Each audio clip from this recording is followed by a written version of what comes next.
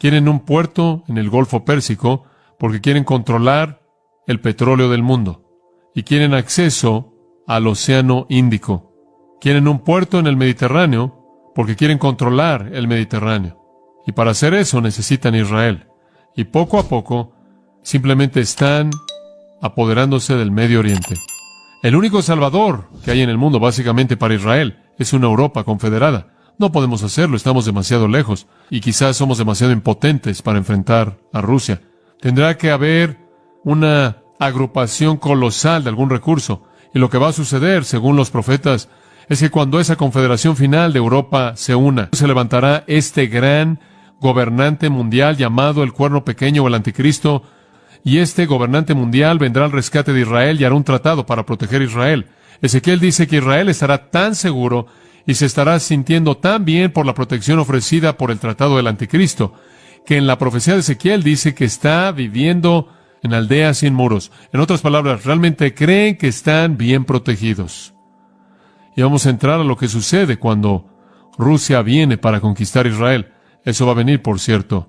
Esa no es una adivinanza, ese es un hecho, pero eso viene más adelante en Daniel. Y entonces harán un pacto con el Anticristo, el gobernante final del Imperio Romano revivido. Pero él es un mentiroso. Él es vil, viene del pozo del infierno, y entonces dice en el versículo 27, a la mitad de la semana. Ahora, ¿qué es la mitad de 7? 3 y... Muy bien, buena respuesta. 3 y medio. A la mitad de la semana hará cesar el sacrificio y la ofrenda. Antes de que un sacrificio y una ofrenda pueda cesar, ¿qué tiene usted que tener? Un sacrificio y una ofrenda. Ahora, antes de que usted tenga un sacrificio y una ofrenda, ¿qué es lo que ellos tienen que tener? Un templo. Yo creo que una de las cosas que el Anticristo va a hacer es ayudarlos en la restauración del templo. No sé cómo es que eso va a pasar, pero esa es una de las cosas que él va a hacer. Eso puede ser lo que los haga firmar el tratado con él. Digo, eso podría ser. Quizás van a estar tan sorprendidos por su capacidad de hacer eso. Y por cierto, cuando él es mencionado en el 6º capítulo de Apocalipsis, él dice que viene conquistando y a conquistar con un arco. Y siempre he pensado que es interesante que él tiene un arco sin flechas. Y parece como si él conquista por la paz. Él es un diplomático sin paralelos. Su boca habla grandes cosas. Pero él tiene fuerzas detrás de él que intimidan. Pero él parece tener la capacidad de negociar las cosas correctas para Israel, seguridad en la tierra, un templo en la tierra, y él les permite tener su adoración. Pero a la mitad de ese periodo de 7 años, que es conocido como la Gran Tribulación, él detiene todo. Y en lugar de esto, él trae la muchedumbre de las abominaciones y convierte el templo en desolación, hasta que venga la consumación y lo que está determinado se derrame sobre el desolador. Él detiene todo a la mitad. Vimos una especie de probada de eso con qué personaje. Antíoco Epífanes, quien causó una abominación en el templo. Cuando él mató a un cerdo en el altar y metió al puerco en las gargantas de los sacerdotes y profanó el templo y trajo la revuelta macabea. Él simplemente fue un retrato pequeño de lo que éste va a ser. Él va a traer un esparcimiento de la abominación. Ahora, en el templo de Dios, escucha esto, lo que abomina es un ídolo, un dios falso. ¿Sabe lo que él va a hacer? Él va a traer a un dios falso al templo. ¿Sabe usted quién lo va a hacer? Él mismo. Él mismo. Esto es exactamente lo que la Biblia dice. Ni siquiera hay duda alguna al respecto. Permítame tan solo darle un par de textos rápidamente y vamos a terminar. Apocalipsis capítulo 11. Vayamos al 13, no tengo tiempo para entrar en lo que le iba a mostrar en el 11, un par de versículos, ahí 2, 3 y 7. Pero vayamos al 13, versículo 4. Y aquí viene. Adoraron al dragón que le dio poder a la bestia. Ahora, la bestia es otro nombre para el anticristo. Y adoraron a la bestia diciendo, ¿quién es como la bestia?